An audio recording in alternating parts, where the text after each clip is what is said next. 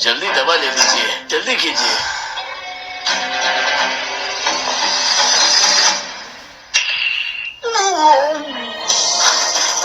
तुमने दवा में जहर मिलाया था ना। शुक्रिया मास्टर। अब जब मार्शल आर्ट्स हॉल तबाह हो गया है और यहाँ के देवता भी हमारे सामने नहीं आए, तो मार्शल आर्ट्स की दुनिया पर हमारे छोटे मालिक रॉबर्ट का ही राज होगा।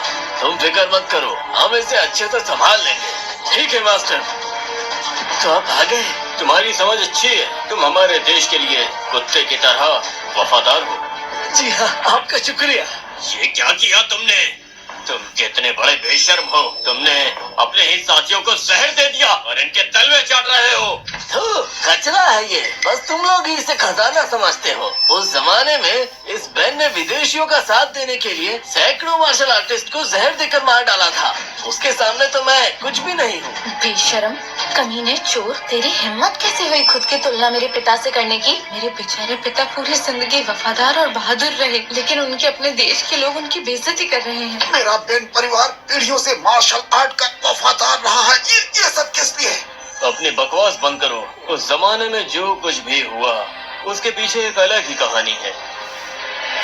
तुम्हारे देश का हुनर हमारे देश में कचरे के बराबर है। चुपचाप घुटने टेको और सर झुकाकर मुझसे माफी मांगो। मैं हारा नहीं हूँ, अभी भी लड़ सकता हूँ। हम डरपोक नहीं है। मेरा मार्शल आर्ट दुनिया में सबसे अच्छा है। अपनी हालत तो देखो।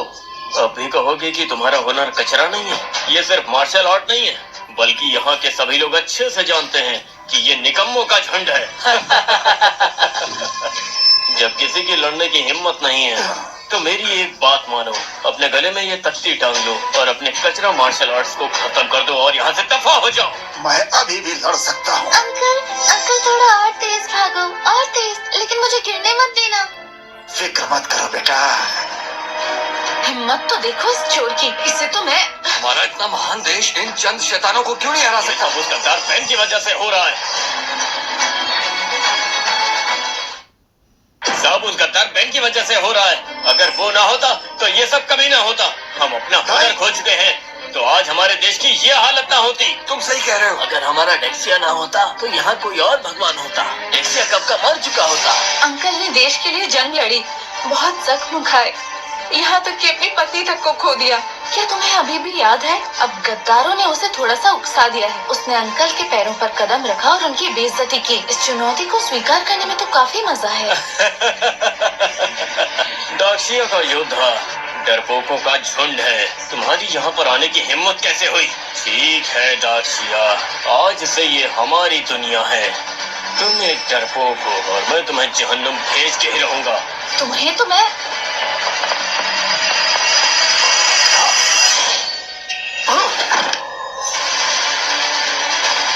तुम्हारी हिम्मत कैसे हुई हमला करने की? क्या ये तीनों जियांगचैंग के मशहूर बदमाश नहीं है? ये तीनों तो वुदान से भी नहीं है। इन्हें लड़ना भी नहीं आता। ये वहाँ पर क्यों जाएंगे? क्या ये खुदकुशी करने जाएंगे? वो भला एक अंतर्राष्ट्रीय दुश्मन कैसे हो सकता है? बताओ मुझे। सरदार, आप बिल्कुल सही कह रहे हैं। ये सारे के सारे कचरे हैं। तो फिर ठीक है, तुम सब तैयार हो जाओ। आज तुम में से कोई भी जिंदा नहीं बचेगा, क्योंकि मैं सबको मार दूंगा। तुम्हारी हिम्मत कैसे हुई मेरे डेक्सिया के लोगों की बेइज्जती करने की? मेरे दादा एक डेक्सिया के योद्धा थे। मेरे डेक्सिया के लोग ये नहीं कर सकते। मैं तुम्हें सबक सिखाऊंगा। क्या कहा तूने? इतना घमंड मत करो। अगर तुम ऐसा करते रहे तो जल्द ही मारे जाओगे। कुछ करना होगा तुम्हें। तो ठीक है फिर। मेरे दादा ने 37 मंगोलियन डाकुओं को मारा था। उनकी बेइज्जती नहीं होने दूंगा मैं। उन्हें कम मत समझना। उन्होंने 28 मंगोलियंस को अकेले मारा था। मेरे दादा जापानियों के हाथों मारे गए थे, लेकिन मेरे पिता ने उनमें से 16 को मार गिराया और मेरे चाचा ने 7 को। मेरी रगों में भी उन्हीं का खून दौड़ रहा है। दक्ष के होने के नाते हम कभी जलील नहीं होंगे, चाहे तुम कुछ भी कर लो। महाराज, देश और यहाँ के लोग सब मुसीबत में हैं। ठीक है, हम हार मानते हैं। हम जानते हैं कि हमने पूरी कोशिश की। अगर हम हार गए तो हार गए। अगर मेरे दादा को मरना भी पड़े तो भी वो लड़ना बंद नहीं करेंगे। योद्धा कभी हार नहीं मानता। अच्छा, मैं तुम्हारे टुकड़े टुकड़े कर दूंगा। तुम मेरा कुछ नहीं कर पाओगे। अगर तुम लड़ना चाहते हो तो ये तुम लोगों की आखिरी लड़ाई होगी। उसके बाद कोई लड़ाई नहीं। तुम मेरे घुटने तोड़ सकते हो पर मेरा हौसला नहीं। जब तक मेरी सांस चल रही है मैं किसी को भी अपने देश के लोगों को परेशान नहीं करने दूंगा। तुम यहाँ से चले जाओ। नहीं, मैं मरा नहीं हूँ। अगर हिम्मत है तो मुझसे लड़ो। मैं इतना नीच काम करने की हिम्मत नहीं कर सकता। मैं तुम्हें जान से मार दूंगा। क्या तुम देखोगे कैसे? देखो, मारो और मारो।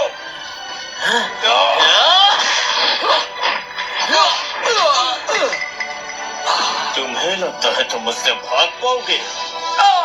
क्योंकि योद्धा सिर्फ अपनी मौत से डरता है और अभी के लिए तुम सब मेरे लिए कुत्ते के सिवा कुछ भी नहीं हो और तुम तो कुत्ते के बराबर भी नहीं हो।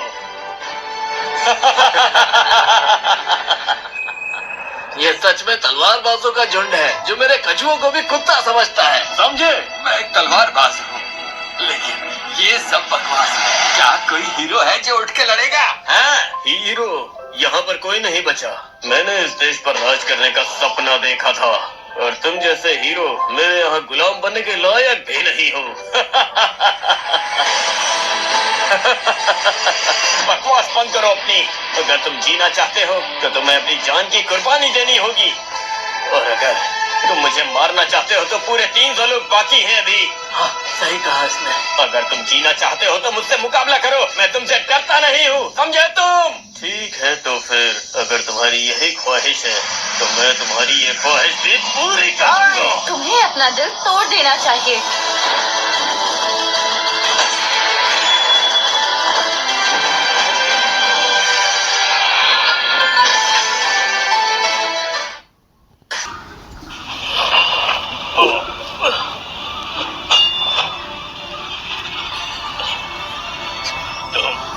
तुम आखिर हो कौन? चलो चलो जल्दी।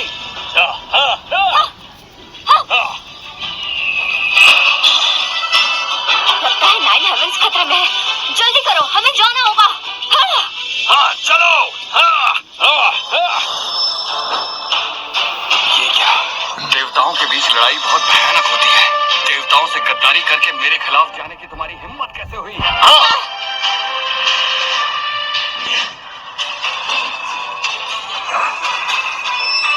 ये तो एक खतरनाक जानवर लगता है। सोचा नहीं था इस लड़की से निपटना इतना मुश्किल होगा। आखिर ये लड़की है कौन? इसमें कुछ तो अजीब है। मेरी जान बचाने के लिए शुक्र। कोई बात नहीं, ये मुझ पर छोड़ दो। तुम जाके आराम कर लो। बेटा, क्या मैंने तुम्हें कहीं देखा है? दरअसल वो मिस सोफिया, आप खूबसूरत भी और मार्शल आर्ट्स में माहिर भी। क्या आप मेरे साथ मेरे शहर चलकर मेरी 17वीं बेगम बनना चाहेंगी? तुम खुद को समझते क्या हो? मेरा खानदान एक पुराना शाही खानदान है और इस शहर में लोगों की इतनी इज्जत नहीं जितनी कि मेरी इज्जत है। क्या तुम शाही खानदान से नहीं हो?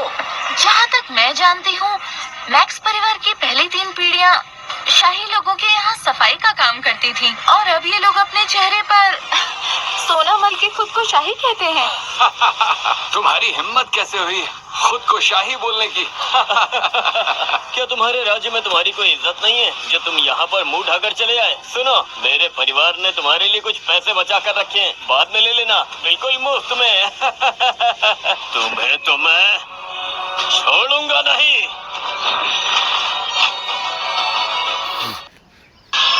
छोड़ूंगा नहीं। ये क्या बला है? ये इतना ताकतवर क्यों है? क्या हुआ, अब नहीं लड़ोगे मिस्टर मोरिता? इसे लिनफुट के नाम से भी जाना जाता है। मास्टर लिनफोर्ड? ये तो वही है ना जिसने हमारे देश के सबसे बड़े मार्शल आर्टिस्ट मिस्टर बिन को हराया था। ये इतना ताकतवर है? तो ये मेरे पिता पर छुपकर हमला करने वाले चैंपियन का शिष्य है, लिनफोर्ड का शिष्य। क्या लिनफोर्ड वो कुछ नहीं है? मैं उसे एक पैर से कुचल सकती हूँ। बेटा, मास्टर लिनफोर्ड एक मार्शल आर्टिस्ट और वो छुपकर हमला करने में माहिर है। अगर कैद ने पकड़ लिया तो मुसीबत हो जाएगी। फिक्र मत कीजिए, मैं उसे बिना हाथ लगाए ही मार सकती हूँ। कि तुम्हारी ये हिम्मत, आप देखो। ये लड़की सेंट यान से डरकर मरने वालों में से नहीं है।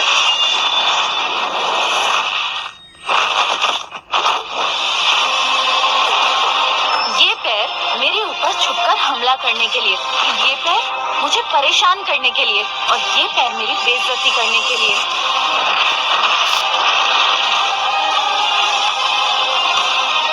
बेटा, मुझ पर हमला ना करने के लिए शुक्रिया।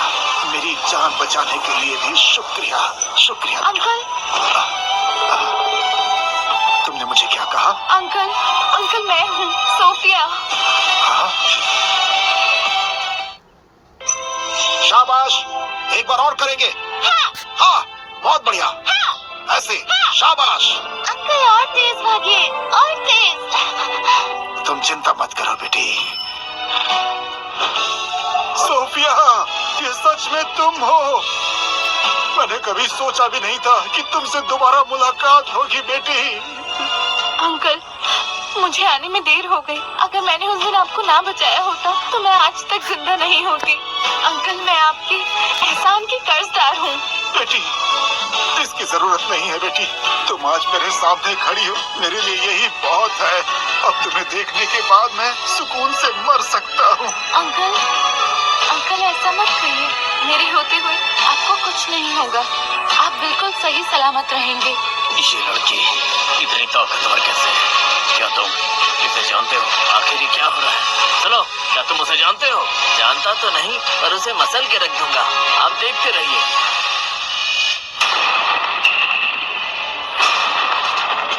ये क्या हो रहा है? क्या तुम उसे जानते हो? हाँ, वो रॉबर्ट परिवार का मालिक है। मैंने सुना है उसके अंदर बहुत ताकत है। वो किसी को भी हरा सकता है। जो भी उससे लड़ता है वो 3 वार में ही मर जाता है। बेटी, जब अंकल की मौत हुई तो तुम 10 साल से ज्यादा बाहर रही हो। अगर मैं मर भी जाऊं तो भी मैं तुम्हारी रक्षा करूंगा बेटी। अंकल, आपने अपनी जान देकर मेरी रक्षा की थी। इस बार मैं आपकी रक्षा करूंगी। बेटी, वो मुझसे बहुत ही ज्यादा ताकतवर है। तुम उसका मुकाबला नहीं कर सकती बेटी। अंकल, आप फिक्र मत कीजिए, वो मुझे चोट नहीं पहुंचाएगा।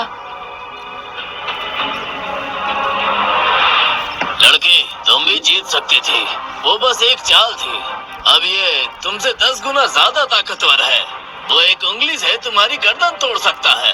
तुम्हें घुटनों पर बैठकर रहम की भीख मांग लेनी चाहिए, तो शायद वो तुम्हारी लाश सही सलामत छोड़ दे। मार्शल आर्ट्स में लचक जरूरी है। अगर सिर्फ ताकत से जीता जाता तो तुम इंसान की जगह सुअर क्यों नहीं बन जाते? उस आदमी के लिए 50 से ज्यादा नहीं मिलेंगे। ये क्या बकवास है? तुम खुद को समझती क्या हो? सेनापति, मैं तो बोलता हूँ इसे छोड़ना मत। बहुत घमंडी है ये लड़की, तुम जरूर मरोगी। तो मैं तुम्हें ऐसे मसल के रख दूंगा, तुम आज बचोगी नहीं। तुमसे निपटने के लिए मेरी एक चाल ही काफी है। ये लोहे का मुक्का 1000 किलो जितना मजबूत है। अगर ये लग गया तो समझो मर गया। सोफिया, हट जाओ। तुम्हारा मार्शल आर्ट्स कितना भी ताकतवर क्यों ना हो, तुम्हारी मौत पक्की है। देखो अब।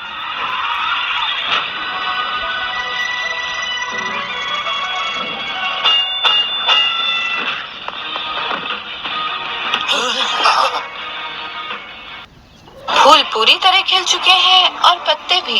कहीं मैंने गलत तो नहीं देख लिया? क्या उसने सच में लोहे का हथौड़ा पकड़ लिया था? ये सैकड़ों किलो का हथौड़ा उसके हाथ में पत्थर जैसा लग रहा था।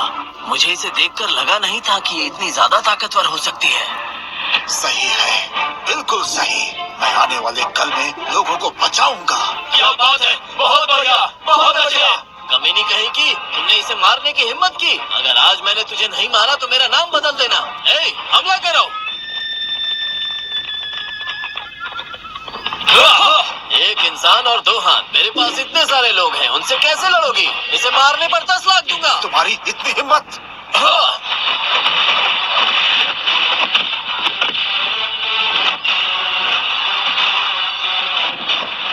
अब तुम्हारी बारी। छोड़ दो, मुझे छोड़ दो।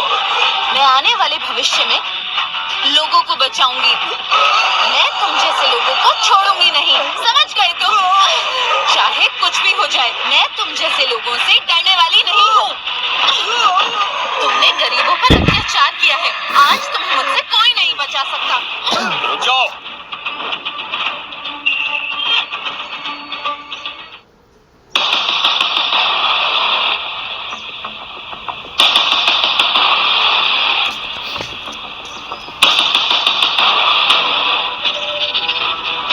जी बताइए, मैं आपके लिए क्या कर सकता हूँ?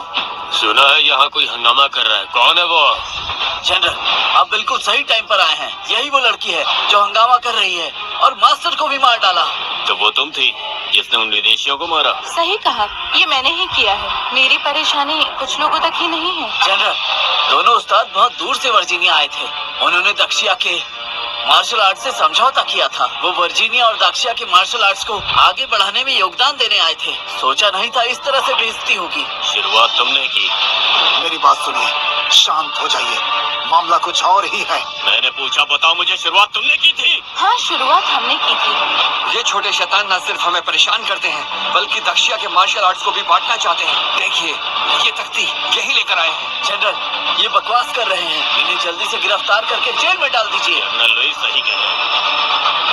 इनकी हिम्मत कैसे हुई ऐसी साजिश करने की? सिपाहियों, इन सभी विदेशियों को जल्द से जल्द गिरफ्तार करो।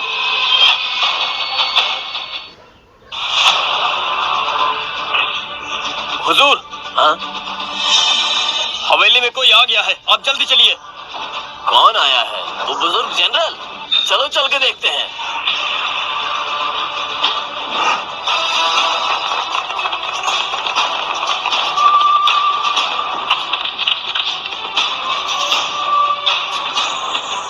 जनरल यांग, आपको ये क्या हुआ है? बुजुर्ग जनरल वो लोग हैं, उन्होंने लॉर्ड यांग की बेइज्जती की है। जनरल कुछ करेंगे तब मैं सबक सिखाऊंगा। लड़की, तुम बहुत अच्छी हो। और आप भी बहुत अच्छे हैं।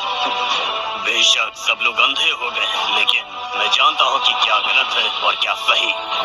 देखिए, मैं उन्हें सबक सिखाऊंगा। जनरल यांग, मेरी सलाह है कि आप संभल कर रहिए। यहाँ बहुत खतरा है। जैंटियांग जिंग और मास्टर सेलोंग अंतर्राष्ट्रीय मार्शल आर्टिस्ट से मिलना चाहते हैं। मार्शल आर्ट में चोट लगना आम बात है। ये लोग जितने अच्छे हैं उतने ही खतरनाक हैं, समझ गए तुम? लेकिन रुक जाओ। अगर तुम लोग अपनी गलतियां मान सकते हो तो मैं इस बात को यहीं पर खत्म कर सकता हूँ और यहाँ से चुपचाप चला जाऊंगा, वरना तुम सबका सर कलम कर दिया जाएगा। क्या तुम्हें यकीन है? तुम्हारी हिम्मत कैसे हुई? अगर हंगामा करने की कोशिश की तो मैं अपने आप को यहाँ पर तुम सभी के सामने खत्म कर दूंगा और फिर अपने योद्धाओं को तुम लोग जलील होने दो। नहीं, हम ये बेइज्जती बर्दाश्त नहीं कर सकते। डरपोक हो तुम। अगर तुम बर्दाश्त नहीं कर सकते तो अपने घुटने टेको और मानो तुम्हारा मार्शल आर्ट बेकार है। ठीक है, अगर तुम मरना ही चाहते हो तो फिर देरी किस बात की? जैंटियांग,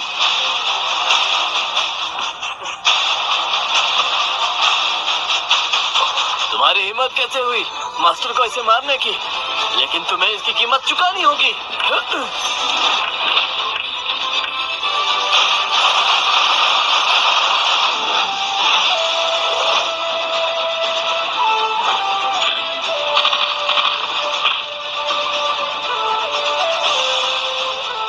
ए लड़की, तुम बगावत करना चाहती हो? मैं तुम्हें सिखाती हूँ कि कौन बेहतर है और क्या बेहतर है। यहाँ के राजदूत होने के नाते तुम्हारा फर्ज है कि तुम अपने देश की इज्जत और लोगों की सुरक्षा करो। लेकिन तुम तो बस ऐश करते हो, लोगों को बांटते हो और अपने ही लोगों पर जुल्म करते हो। तुम एक नेता कहलाने लायक ही नहीं हो। आज के बाद तुम अपने आप को नेता मत कहना। मैं साकुरा में इसलिए शामिल हुआ ताकि चाइना के लिए साथी जुटा सकूं, और तुम ये सब सोचती हो? मैं तुम्हें अभी गिरफ्तार करूंगा और कड़ी सजा दूंगा। तुम्हारा जो घमंड है एक दिन में उतर जाएगा। समझती क्या हो? आज से तुम नेता नहीं रहे, तुम्हारे परिवार का नामो निशान मिटा दिया जाएगा। क्या समझती हो खुद को? वर्जीनिया की रानी? तुम्हें क्या लगता है तुम मुझसे आसानी से छुटकारा पा लोगी? क्या तुम जानती हो अलग अलग राज्यों से राजदूत सीधे राजधानी से चुने जाते हैं। अलग अलग राज्यों में वो एक इंसान के नीचे और हजारों लोगों के ऊपर होते हैं। एक मामूली सी लड़की उसे पद से हटाने की कोशिश करेगी, ये तो सपना रह जाएगा। वर्जीनिया का राजा? वर्जीनिया का राजा गेलेने का शासक है। सिर्फ युद्ध की देवी ही उसे हुक्म दे सकती है। तुम अपने आप को समझती क्या हो? मैं खुद को क्या समझती हूँ? वर्जीनिया के राजा के आदमी जुल्म कर रहे हैं, उन्हें सबक मिलना ही चाहिए। क्या ये लड़की पागल है? क्या ये सच में खुद को युद्ध की देवी समझती है? वर्जीनिया का राजा न केवल उसके पद की इज्जत करता है बल्कि उसे एक गंभीर बीमारी भी है। राजा के लिए इसे मारना एक चींटी मारने के बराबर है। वर्जीनिया का राजा मेरी बहुत इज्जत करता है। मैं कुछ ही दिनों में युद्ध की देवी से मिलने वाला हूँ। तुम्हारे अंदर इतना घमंड है, तुम मरने के लायक हो। सोफिया, वर्जीनिया का राजा बहुत ऊंचे पद पर है। युद्ध की देवी का सामना नहीं किया जा सकता। गुस्ताखी मत करो। लड़की, मैं जानता हूँ कि तुम मुझसे बचना चाहती हो, लेकिन मैं तुम्हें बता दूं, मैंने ही केन को मारा था। मैं सारे गुनाह अपने सर लेने को तैयार हूँ। तुम्हें क्या लगता है तुम बच जाओगे? तुमने साकुरा के उस्ताद को मारा है। तुमने दोनों देशों की इज्जत मिट्टी में मिला दी। अगर जंग जारी रही तो साकुरा तुम्हें निगल जाएगा। बहुत सारे लोग मरेंगे, जिनमें तुम भी होगे। अगर बचना है तो देवता की इस तलवार के आगे घुटने टेको और माफी मांगो। रॉबर्ट बहुत जालिम है। वो बहुत बेरहमी से लोगों का खून कर देता है। इंग्लैंड और शिया के राजा दुनिया के नेता हैं। वो इनको कोसना चाहता है। सिर्फ यांग हुआ हुए नहीं, वो पूरे जिया को मरते हुए देखना चाहता है। लिनफोर्ड, तुम वर्जीनिया के राजा नहीं हो। झूठ बोलना बंद करो। मैं उनका रिश्तेदार हूँ। मुझे देवी से मिलने का हक है। मेरे शब्द ही उनके शब्द हैं। लगता है कि तुम चाहते हो कि यहाँ के सारे लोग तुम्हारे साथ मरे। बिल्कुल सही कहा। मैं कभी लोगों के लिए मतलब ही नहीं रहा हूँ, समझ गया तुम? लोगों के लिए? तो तुम मर क्यों नहीं जाते? तुम बस दोनों देशों के बीच जंग करवाना चाहते हो ताकि यहाँ के लोग तकलीफ झेले। सही कहा। तुम्हें लगता है तुम बच जाओगे? भूलना मत, तुम सड़क पर लोगों का खून बहा रहे हो। मुझे पता है लोगों को कैसे मारते हैं। राजा से कह दो कि पहले मैं मरूंगा। मरने से पहले युद्ध के देवता की तलवार को मत भूलना। ये बांस की तरह तेज है। तुम क्या चाहते हो कि सब लोग तुम्हारे साथ मरे? ज्यादा मत सोचो, चुपचाप अपने घुटने टेको। मैं घुटने टेकता हूँ।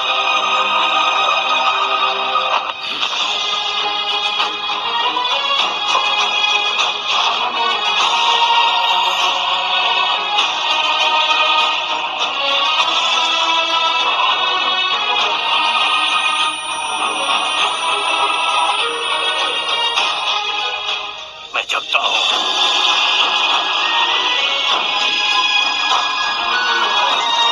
मैं जगता हूँ। मैं जगता हूँ। जगता हूँ।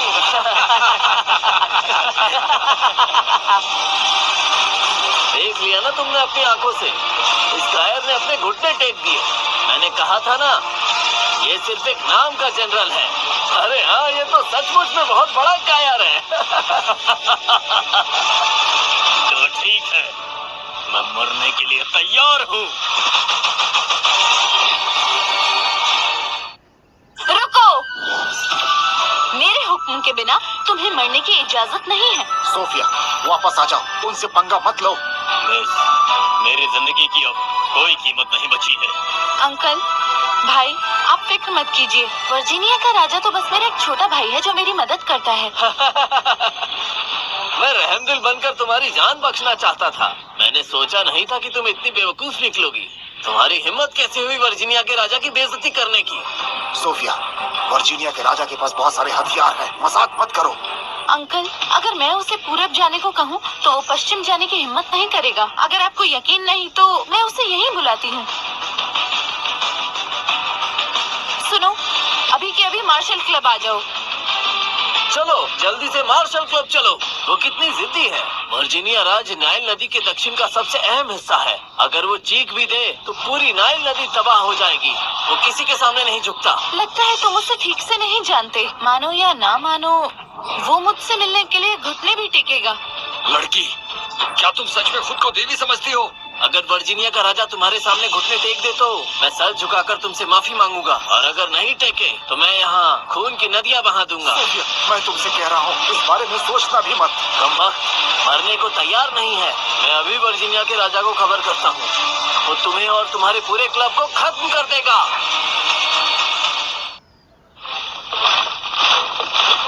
सुना है वर्जीनिया का राजा यहाँ पर आ रहा है। क्या वो सच में यहाँ पर आ रहा है?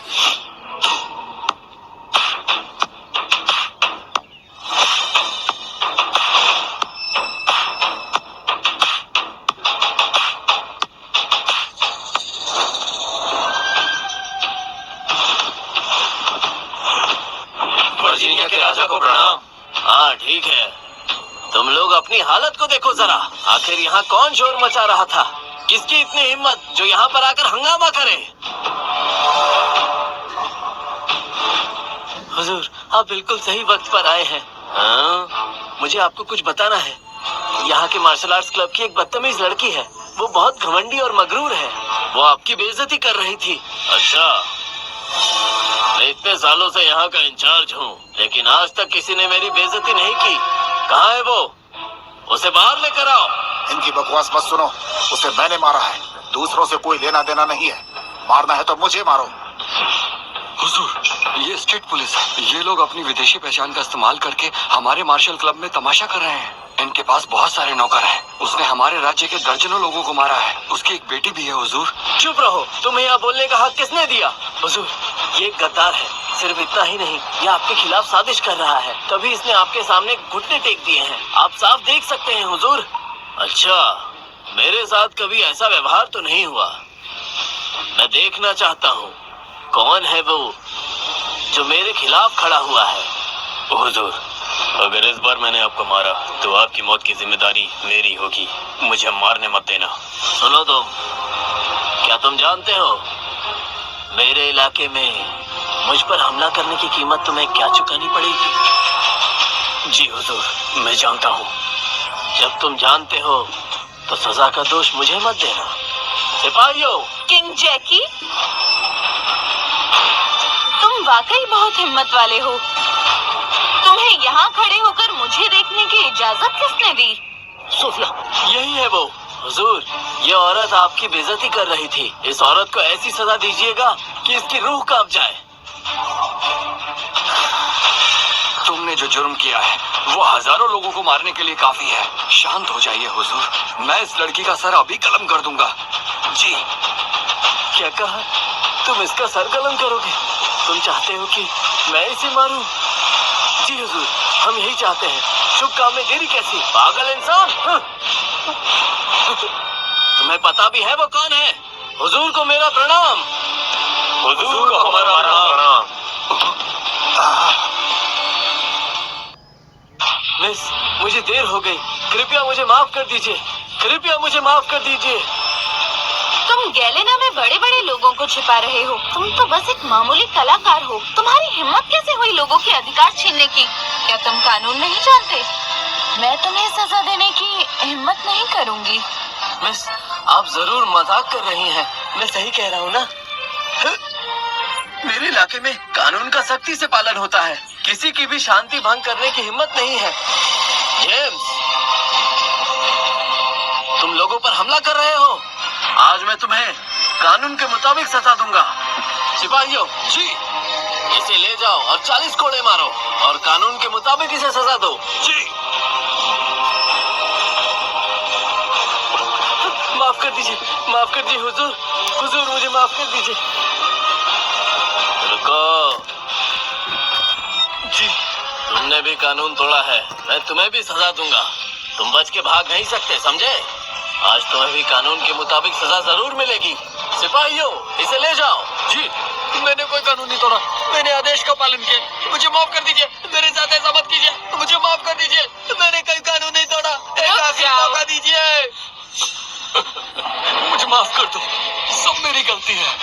मुझे जेम्स ने धोखा दिया। मुझे आपके साथ ऐसा नहीं करना चाहिए था। मुझे माफ कर दो, कृपया मुझे माफ कर दीजिए। इस बार मुझे माफ कर दीजिए। मैं आपके सामने झुकता हूँ। सपने देखो, तुम कितने अधर्मी इंसान हो। इस धरती पर बोझ हो। आज मैं लोगों की भलाई के लिए तुम्हें मार डालूंगी। हाँ। आज मैं लोगों की भलाई के लिए तुम्हें मार डालूंगी। हाँ। नहीं, रुक जाओ। तुमने उसे मार्शल आर्ट से पहले ही तबाह कर दिया है। वो हार मान चुका है, उसे जिंदा रहने दो। अंकल, इसने बाहर वालों के साथ मिलकर साजिश की है। उसने न सिर्फ आपको जहर दिया बल्कि मार्शल आर्ट्स के शिष्यों को जख्मी भी किया। इसे तो सजा मिलनी ही चाहिए। मैं इन शागिर्दों को मुआवजे के तौर पर सब कुछ देने को तैयार हूँ। मैं मास्टर से मेरी 20 साल की कड़ी मेहनत की खातिर मेरी जान बख्शने की भीख मांगता हूँ। मुझे माफ कर दो, मुझे माफ कर दो। तुम इसी के लायक हो। मिस, मुझे याद है टाइसन मार्शल आर्ट्स हॉल अभी दोबारा बनने वाला है। तो मेरा सुझाव है ल्यू का martial arts hall Tyson martial arts hall को मुआवजे के तौर पे दे दिया जाए। यही सही न्याय होगा। ऐसा मत कहो हुजूर, ये हमारे मालिक की पुरखों की जायदाद है। मुझे कोई फर्क नहीं पड़ता।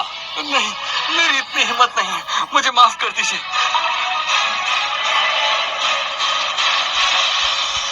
अगर तुमने यहाँ आने की दोबारा हिम्मत की तो मैं तुम्हें जिंदा नहीं छोड़ूंगी। दफा हो जाओ। नहीं नहीं नहीं, शुक्रिया शुक्रिया।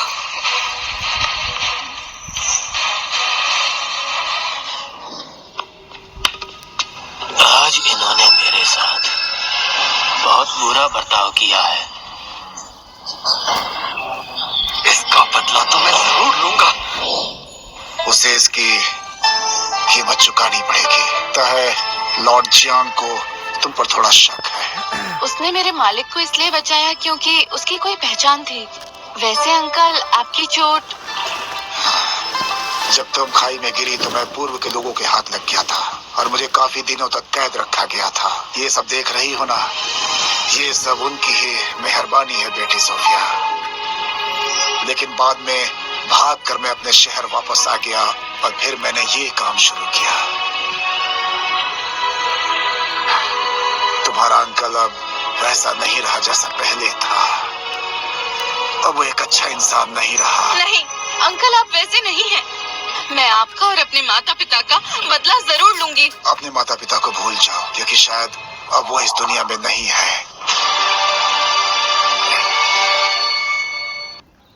अंकल, क्या आप सच कह रहे हैं? मेरी माँ को क्या हुआ था?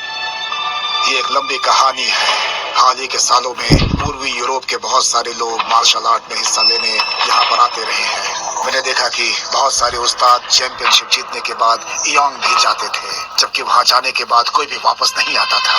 सरकार का कहना यह है कि उन्होंने अपनी नागरिकता छोड़ दी और वहीं के होकर रह गए।